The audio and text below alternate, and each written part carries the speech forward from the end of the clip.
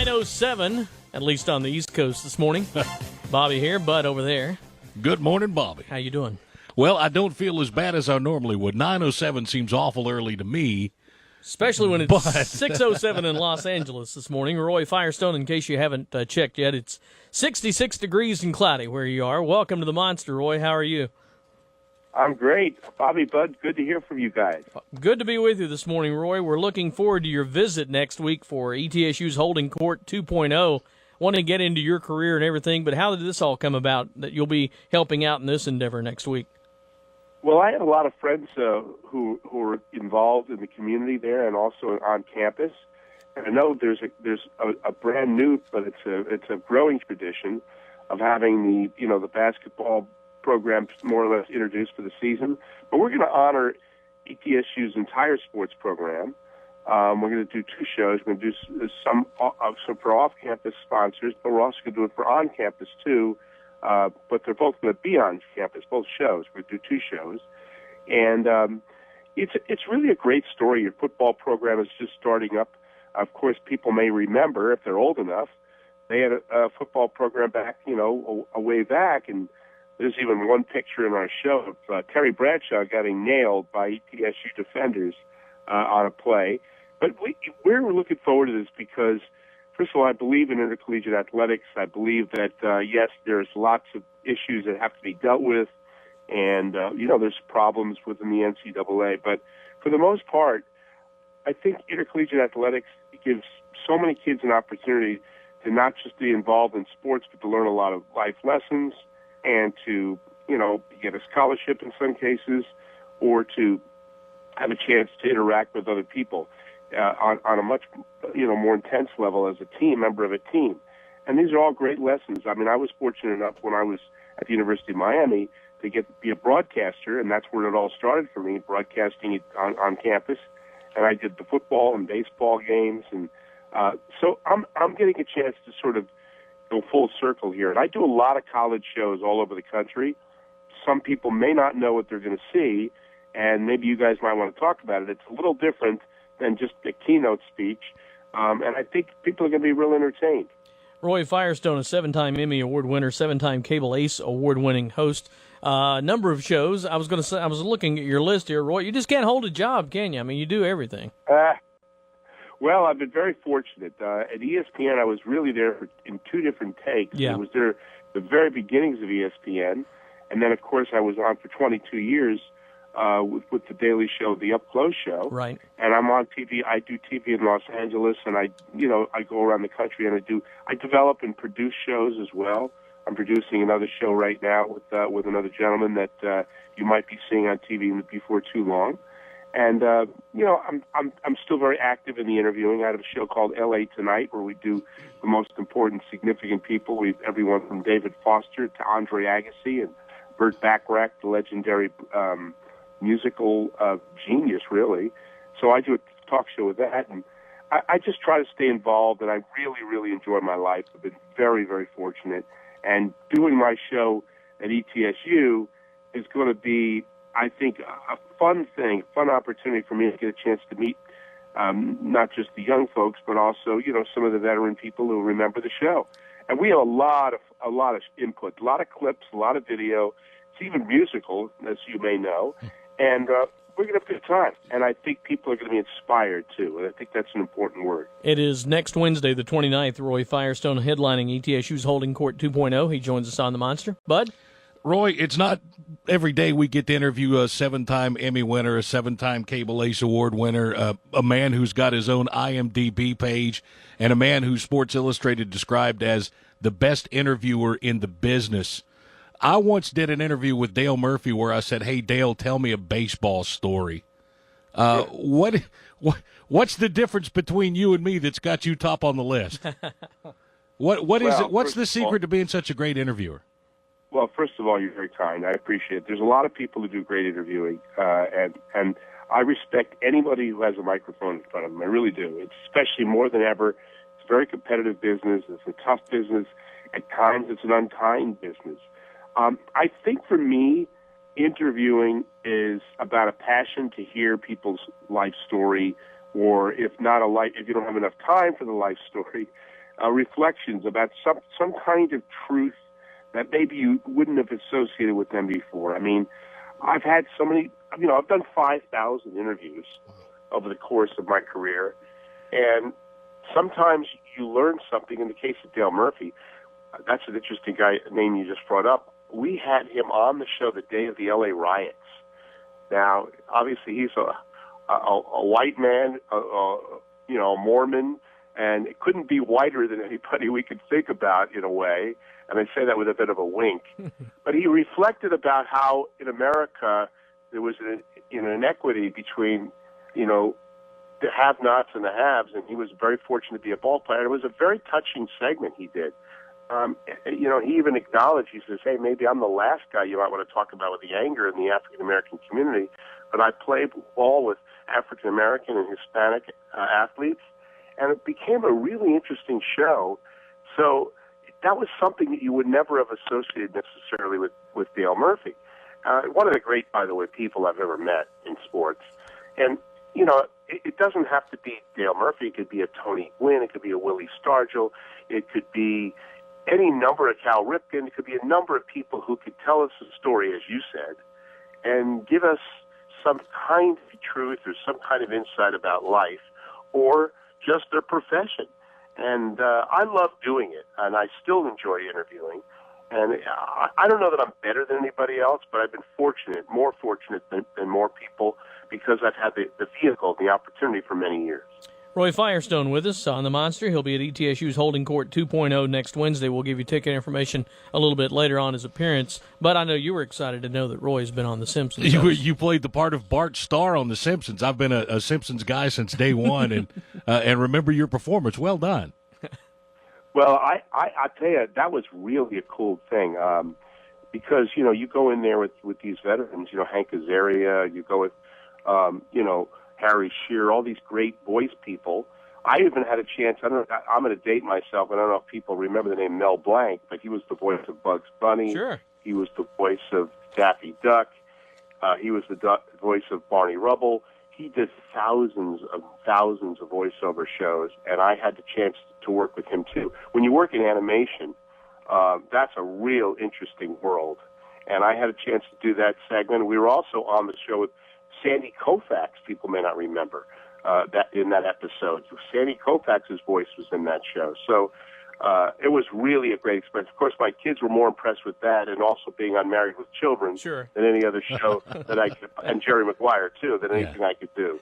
Now, obviously, you're heralded as one of the great interviewers of all time, but you're also a great interview.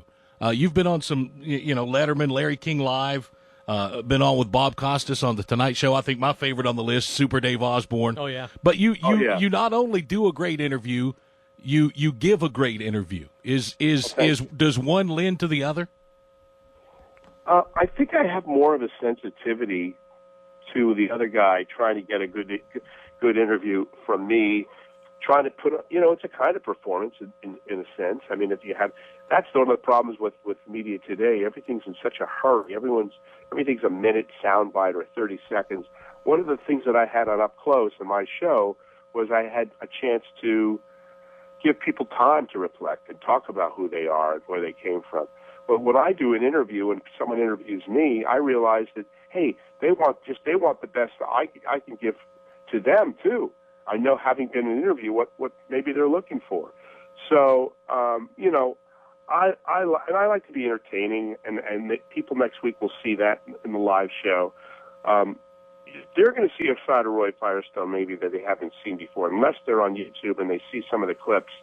Yeah, but I've done 2,000 of these shows, and so when I'm interviewed about it, that's one of my passions, is talking about the other side and what I do in addition to interviewing too. And the two don't have to necessarily cancel each other out. On the bio, I'm also reading here that Roy is an accomplished musical vocalist. You've recently released your first CD. Is that true? Yes, I did. I work with a Grammy jazz fusion group, Grammy-nominated band, and there's some arranging, and we have people from who work with Stevie Wonder, people who work with David Foster, as we said before, a lot of musical people. People are going to be surprised, I think. I'm not going to do a ton of music. in this show coming up at ETSU, but I'm going to do some. But we're going to do a lot of storytelling, a lot of very funny clips. We also have lots of ETSU clips, too. And we think this is going to be a little bit of a different type of program than perhaps people might associate with me. In fact, I know that. And so they're going to hear and see me, and they're going to hear some musical stuff, too, sure. Is there any, I know it's 6:17:40 on the West Coast this morning, any impressions you can do that would relate on radio that you could do for us this morning? What are your favorite ones? Well, one of the things that I do in the show is, and I'll just do a quick thing of it, is Mike Tyson. Mike Tyson I interviewed, 12, 15 times on my show. Yeah. I remember the first time, it is a little early, so you have to bear with me, but okay. One of the first times I interviewed him, I'll never forget this.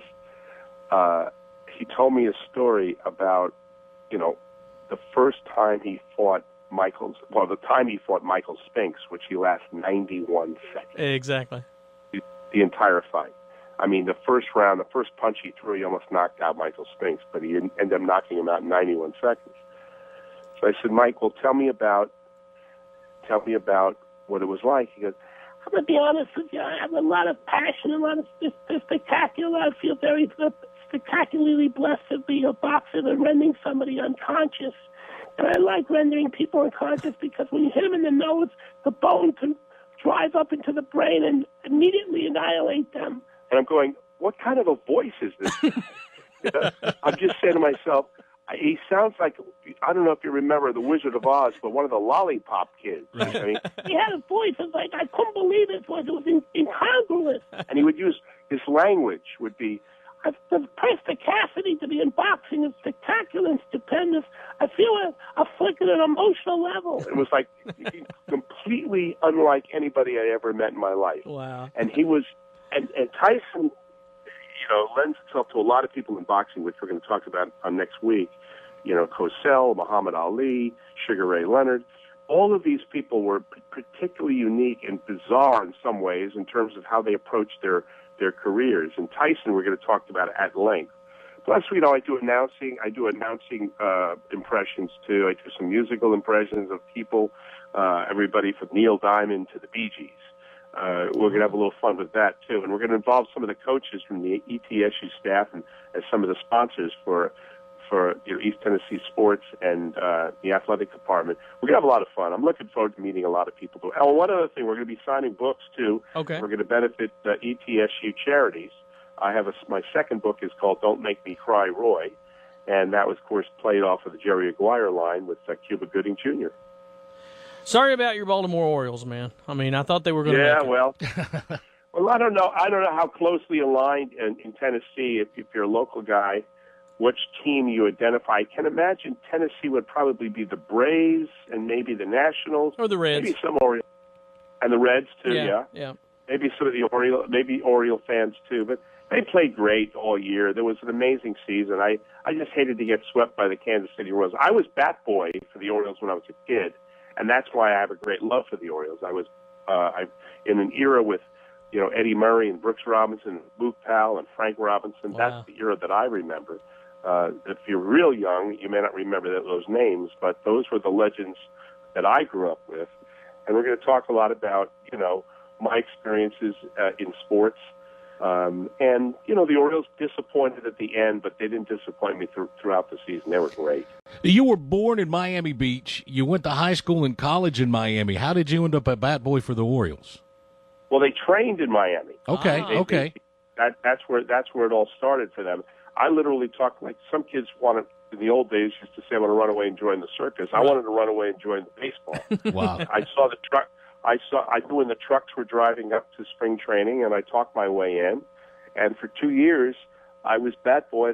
I'll tell you one of the great thrills of my life. And again, people may or may not know the name Brooks Robinson, but if they're young, but he was the greatest third baseman. He and Mike Schmidt were the greatest third baseman of all time. Agreed. And he's a lifelong friend. And 2 years ago, when they were inducting him for his statue, dedicating his statue at Camden Yards, Brooks personally called me up and asked me to do it. Wow. To introduce him for the statue, which is one of the greatest thrills of my life. It's on YouTube if anyone wants to see it. Brooks Robinson, Roy Firestone. But that was a thrill. And there's certain things in my life have been. I also got to welcome back the anniversary of the 1972 Miami Dolphins, the only undefeated NFL team, and I did an entire program dedicating an anniversary of sorts for them too, with Don Shula and some of the other Dolphins. Well, the entire team was on stage. It was incredible. So I do that all over the country too. I just did a show with Joe Montana, and I have my own fundraiser coming up Sunday night. We're hosting our 19th year in LA. We've raised almost $4 million for underprivileged kids, and we're doing a show with Bill Walton. Last year we had Clayton Kershaw. The year before that we had Vin Scully. We've had everybody from Arnold Palmer to Cal Ripken. So it's been a really great treat to be able to give something back, both in broadcasting and into my community. On your show Sunday night, how can someone find out more information about that and maybe help out in that endeavor? Well, they can just certainly go online. I mean, obviously, there's a lot of people in Tennessee listening to this, but sure. People can read about this, and the name of it is westcoastsports.org, westcoastsports.org, Roy Firestone Award. And as I said, we try to give back to our community for the underprivileged kids who in sports and recreation programs have been discontinued because of budget cuts. We try to mentor. We try to do after-school programs. And as we said, we've done it for 19 years. We've raised close to $4 million. And we're just very proud of that. And if they want to, maybe they might want to make a donation to it or contribute something, whatever it would be. All the money that we raise goes to these kids, and which is so vital, I think, in the community where kids don't have anything. I was reading in Sports Illustrated, gang, I don't know if you know this, but there's 100,000 homeless athletes on a high school level in America, kids who don't even have a place to go, and so they join the programs because they literally living in cars in some cases or somewhere in the streets. I mean, there's no excuse for that in America, in my opinion. I think there's got to be a way to involve people and give them a sense of dignity and pride and allow them a chance and a place to belong. And sports can do that. It's not going to be the be-all and end-all and solve all of our problems, but it's a start. And I hear a lot of amazing stories of people who have come through sports and learned and been able to develop life skills, be it in high school or college. And I think that's something that I want to be associated with. Wow. What a story. Roy Firestone with us this morning. He is headlining ETSU's Holding Court 2.0 next Wednesday, the 29th. Roy, we so much appreciate your time this morning. I don't know how long the event will last on Wednesday night, but it won't be long enough for you to tell all your stories for sure. We hope to have you back again sometime. Well, you guys are great. I hope to get to meet you guys when you come out. And, again, we want to encourage all the folks to come, be part of the show. I think they're going to be inspired. I think they're going to be moved. I think they're going to laugh. I think they're going to feel something. And it's majorly involved with ETSU in terms of our content and the stuff we talk about. And we're just so happy for you guys. I know that football's coming up on the horizon, and the basketball program has been very respectable for many, many years. So we're just thrilled to do it. Looking forward to meeting all the folks out there. We appreciate your time. Thank you so much. Safe travels. My pleasure. You too. Take care, guys. Bye. Thank you, Roy. Roy Firestone. By the way, tickets for the event, which will begin with a social hour at 6:30, followed by the event at 7:30, $60 each. If you'd like more information, you can purchase tickets, 423-439-8398. He needs to find something to keep himself busy. Doesn't he now? It sounds like he's got a lot of time on his hands. Great stuff. 9:26. ETSU basketball returns November 1st to